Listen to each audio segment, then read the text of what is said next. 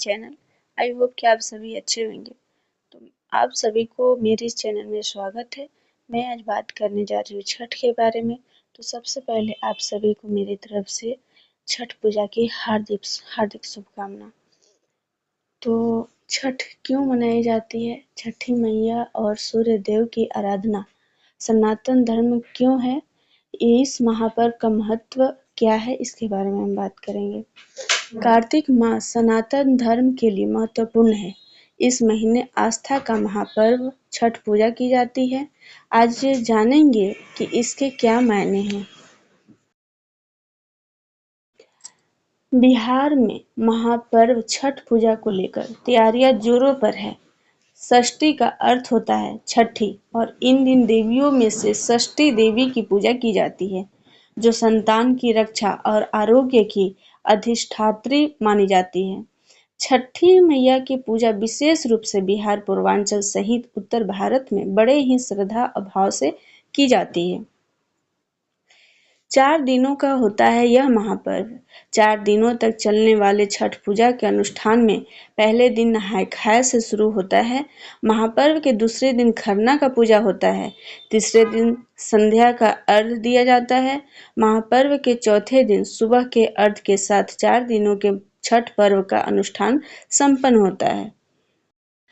सूर्य और छठी मैया को अर्घ देने की परंपरा के बारे में ज्योतिषी ने कुछ बताया है। ज्योतिषी वेद विज्ञान संस्थान पटना के निर्देशक ज्योतिषाचार्य डॉक्टर राजनाथ झा ने ईटीवी भारत से बातचीत में छठ महापर्व में छठी मैया एवं सूर्य देवता की पूजा के महत्व की जानकारी दी।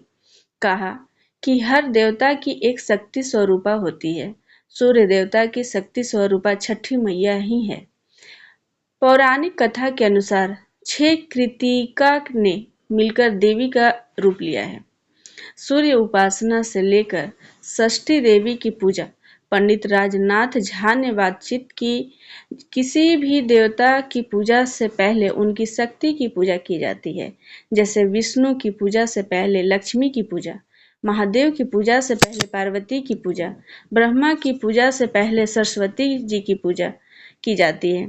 वैसे ही सूर्य उपासना से पहले षष्ठी देवी की पूजा की जाती है। तो अब हम जानेंगे कि किसे दिया जाता है संध्या का अर्घ। 4 दिनों तक चलने वाले इस महापर्व में संध्या का अर्घ सूर्य की शक्ति स्वरूपा षष्ठी माता को पड़ता है। इसलिए शाम के अर्घ को प्रतिहार षष्ठी व्रत कहा जाता है। संध्या कालीन आराधना में सूर्य की सविता, जो षष्ठी माँ के नाम से जानी जाती है, उनके निमित्त सूर्य को अर्घ दिया जाता है। प्रतिहार षष्ठी व्रत उपासना के बाद उदयकालिक व्रत में सूर्य को अर्घ दिया जाता है। शाम में जो अर्घ देते हैं वो सविता माँ को अर्घ देते हैं और सुबह में जो देते हैं हम वो सूर्य देव को देते हैं। छठी मैया का स्वरूप मातृशक्ति का प्रतीक है। सनातन परंपरा में षष्ठी देवी को सनातन की रक्षा करने वाली और उन्हें दीर्घायु प्रदान करने वाली देवी माना जाता है। महाभारत और पुराणों में भी षष्ठी देवी की महिमा का वर्णन किया मिलता है।